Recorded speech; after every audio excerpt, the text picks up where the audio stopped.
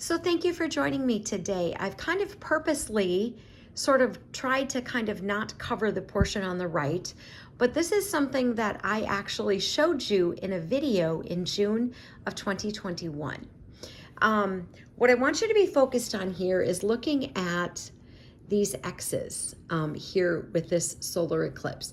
This is very interesting. If you remember where you were on August 21st of 2017, I know where I was.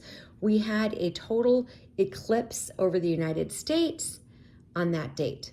We have another one coming April 8th, 2024. So we've got one just coming in a couple of months. I thought this would be a good time to talk about this, and this is why I'm showing you this exact same picture that I showed you then. Now, there is some stuff over here. I don't know what portions you can make out.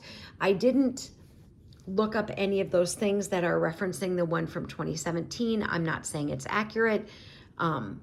The commentary on the right, I just want you to look at the map. So I've had this piece of paper for a long time, so I can't even tell you where I got it. But the interesting thing is that between the two total solar eclipses between 2017 and 2024, I did the math for you.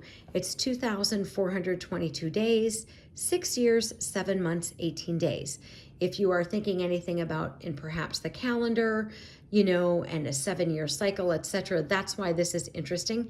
I am not saying that anything is going to happen. I'm not saying that God told me anything was going to happen. I am simply just telling you and presenting this information to you. If we went August to August, that would be 2,557 days, 7 years, 0 months, 0 days. So anyways, this is just interesting. So first off, I'm just going to paraphrase here in Luke 21, beginning in verse 20, it starts talking about the destruction of Jerusalem being foretold. And so the only verse I'm going to share in this is Luke 21, verse 25.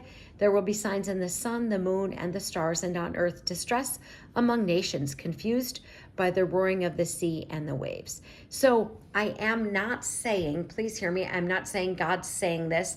I'm not saying God told me this. I am not saying this verse from Luke 21 is any relation to this.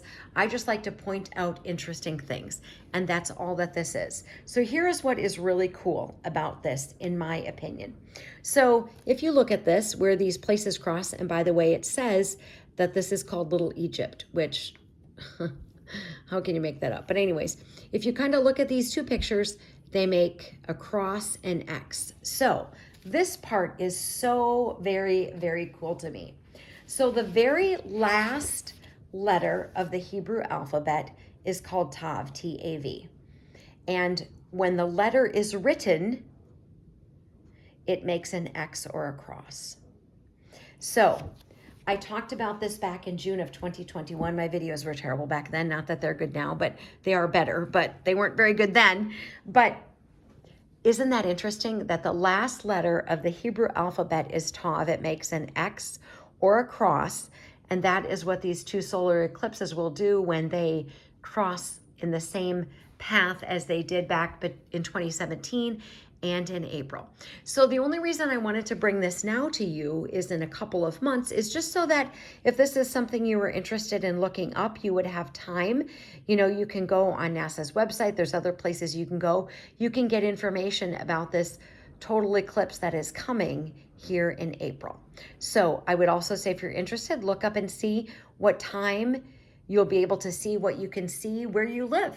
So armor up, we ride at dawn. May God bless you as always. Have a great day.